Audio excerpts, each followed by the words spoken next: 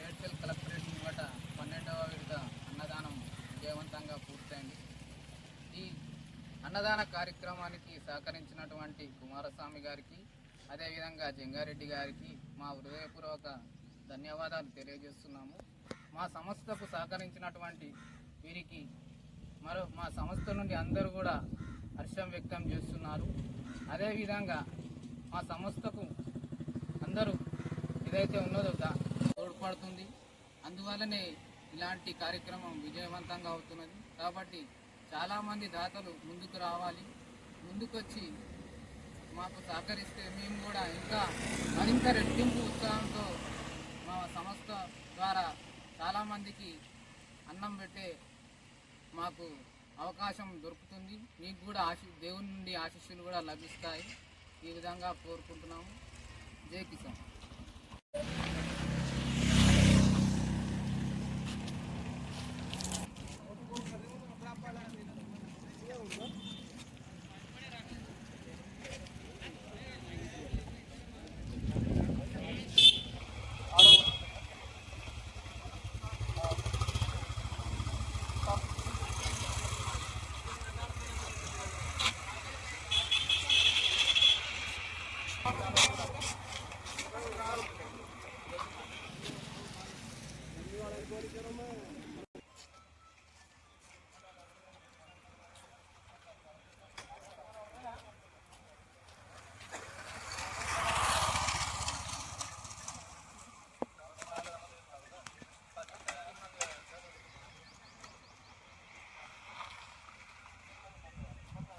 నా పేరు సత్యనారాయణ, తెలంగాణ రైతు పరిరక్షణ సమితి ప్రధాన కార్యదర్శిని. ఈరోజు మేడ్చల్ మల్కాజిగిరి కలెక్టర్ కార్యాలయం వద్ద 12వ విడత అన్నదాన కార్యక్రమం నిర్వహించడము.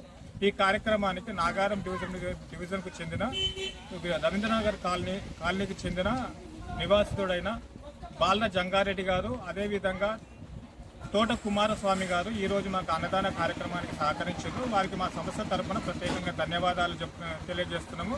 అన్నం మీద అందించిన సహకారం వలన ఈరోజు 100 నుండి 150 మంది వరకు అన్నదానం అందించడం వలన వారు కూడా ఎంతో ఆశీస్సులు అందజేసారు. దానికి మీరు చేసిన సహకారం వలన ఈరోజు వారికి అన్నం స్వీకరించారన్న.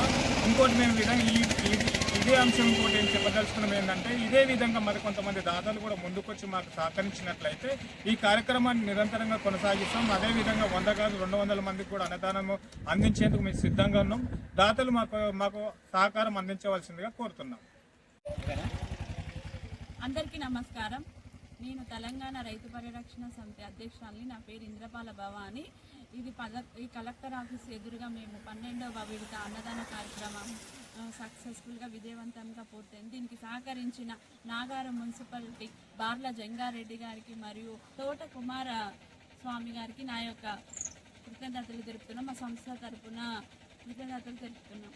థ్యాంక్స్. ఇంకెవరైనా సహకారాలు మా సంస్థకు అందించగలరని ఇంకెవరైనా దాతలు ముందుకు వచ్చి మాకు సహాయం చేయగలరని నేను కోరుకుంటున్నాను.